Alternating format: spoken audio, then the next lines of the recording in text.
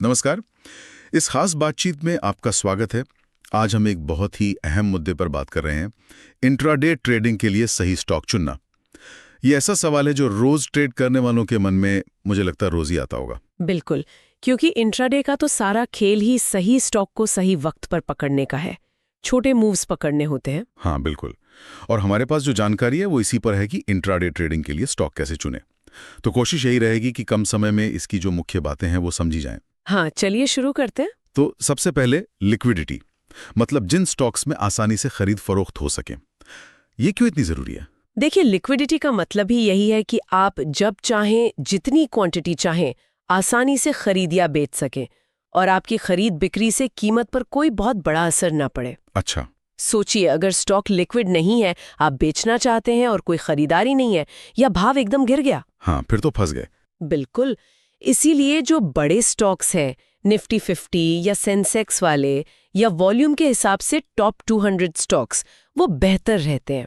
तो वॉल्यूम देखना जरूरी है, मतलब रोज कितना ट्रेड हो रहा है उसमें।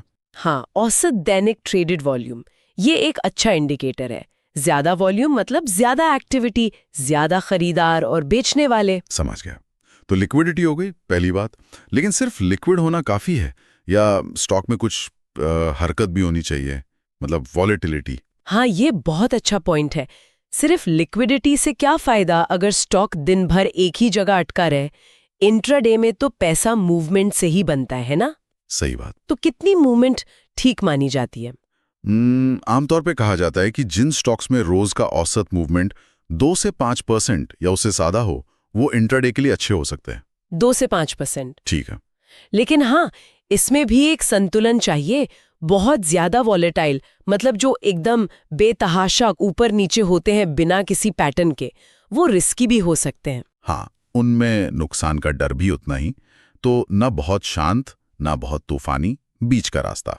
बिल्कुल, कंट्रोल्ड मूवमेंट चाहिए। अच्छा, अब आते हैं बाहरी फैक्टर्स पर, जैसे खबरें, कोई कंपनी का रिजल्ट आ रहा है या कोई बड़ी घोषणा हुई। क्या ऐसे स्टॉक्स पर ध्यान देना चाहिए? हाँ, निश्चित रूप से। खबरें स्टॉक में अचानक तेजी या मंदी ला सकती हैं। जैसे तिमाही नतीजे अच्छे आए या कोई बड़ा ऑर्डर मिल गया कंपनी को, तो वो स्टॉक फोकस में आ जाता है। हाँ, और इंट्राडे ट्रेडर के लिए ये एक मौका हो सकता है। मनी कंट्रोल, इकोनॉमिक टाइम्स जैसी वेबसाइट्स पर नजर रख सकते हैं। पर सिर्फ खबर नहीं, टेक्निकल एनालिसिस भी बहुत जरूरी है। टेक्निकल एनालिसिस मतलब चार्ट्स वगैरह? हाँ, चार्ट्स पर सपोर्ट कहाँ है, मतलब कहाँ कीमत रुक सकती है, रेजिस्टेंस कहाँ है, मतलब कहाँ से कीमत वापस मुड़ सकती है। अच्छा। और फिर इंडिकेटर्स जैसे RSI हो गया, ये बताता है स्टॉक ओवरबॉट है या ओवरसोल्ड। मैकडी ट्रेंड की दिशा बताता है। वीवाप भी बहुत काम का है, वो वॉल्यूम के साथ औसत कीमत दिखाता है। तो खबरें और टेक्निकल दोनों मिलाकर देखना चाहिए। हाँ, एक पूरी तस्वीर बनाने के लिए दोनों जरूरी हैं। ठीक है। अब एक और बात, बाजार का ट्रेंड, मतलब मार्केट ऊपर जा रहा है या नीचे, क्या स्टॉक चुनते वक्त इसका ध्यान रखना चाहिए? हाँ बिल्कुल, कहते हैं ना, ट्रेंड इज योर फ्रेंड।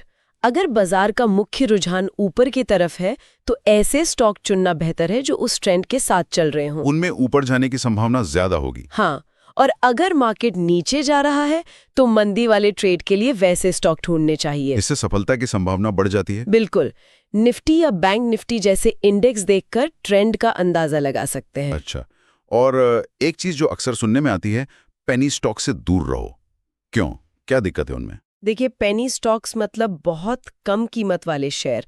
इनमें कई दिक्कतें होती हैं। एक तो इनमें लिक्विडिटी अक्सर कम होती है। दूसरा, इनमें मैनिपुलेशन, मतलब ऑपरेटर द्वारा भाव को घटाने बढ़ाने का खतरा ज्यादा रहता है। अच्छा, मतलब उनमें खेल हो सकता है। हाँ, और उनका बिड आस्क स्प्रेड, यानी खरीदने और बेचने वाले भाव में अंतर, वो भी ज्यादा हो सकता है, जो आपके प्रॉफिट को खा जाता है।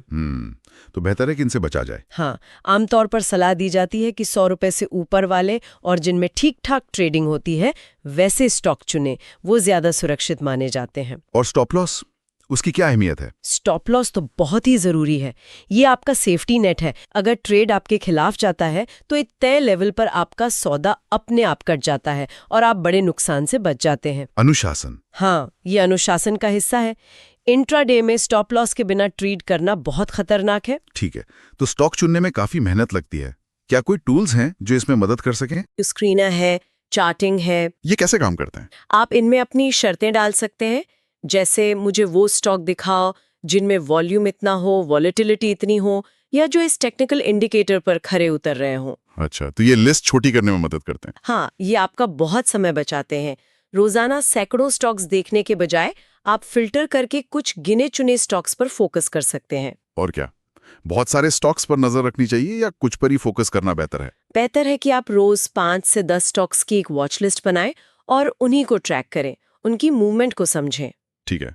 और रणनीति, क्या कोई एक रणनीति पकड़कर चलना चाहिए? हाँ, ये बहुत अच्छा सवाल है। बेहतर यही होता है कि आप 1 या 2 ट्रेडिंग स्ट्रैटेजी चुनें जो आपको समझ आती हों और उन्हीं पर टिके रहें, जैसे ब्रेकआउट ट्रेडिंग हो गई या रिवर्सल ट्रेडिंग। और उसी को मास्टर करें। बिल्कुल। और सबसे जरूरी बात, सिर्फ टिप्स के भरोसे ट्रेड ना करें, अपनी रिसर्च, अपनी रणनीति पर भरोसा करें। सही कहा। तो संक्षेप में, लिक्विडिटी देखो, सही मात्रा में वॉलेटिलिटी हो, खबरों पर नजर रखो, टेक्निकल एनालिसिस करो और मार्केट ट्रेंड के साथ चलो। हाँ, पेनी स्टॉक्स से बचो, स्क्रीनर का इस्तेमाल करो, एक छोटी वॉच लिस्ट बनाओ और अनुशासन के साथ अपनी रणनीति और स्टॉप लॉस पर टिके रहो। बिल्कुल, यही सब बातें हैं जो इंट्राडे में सफलता की संभावना बढ़ा सकती हैं। बिल्कुल, ये कोई जल्दी अमीर बनने की स्कीम नहीं है, ये एक स्किल है जिसे सीखना और प्रैक्टिस करना पड़ता है। सही। और यहीं पर एक सवाल मन में आता है, इंट्राडे ट्रेडिंग में ज्यादा महत्वपूर्ण क्या है? सिर्फ सही स्टॉक चुन लेना या फिर सही टाइमिंग, अनुशासन और अपनी भावनाओं पर काबू रखना? ये बहुत गहरा सवाल है। शायद ये सब एक दूसरे से जुड़े हुए हैं। स्टॉक चुनना पहला कदम है, लेकिन ट्रेड को मैनेज करना, लालच और डर पर काबू रखना, ये शायद ज्यादा अहम है। हाँ, ये वाकई सोचने वाली बात है। उम्मीद है आज की इस चर्चा से हमारे श्रोताओं को अपनी इंट्राडे ट्रेडिंग को बेहतर बनाने में कुछ मदद जरूर मिलेगी।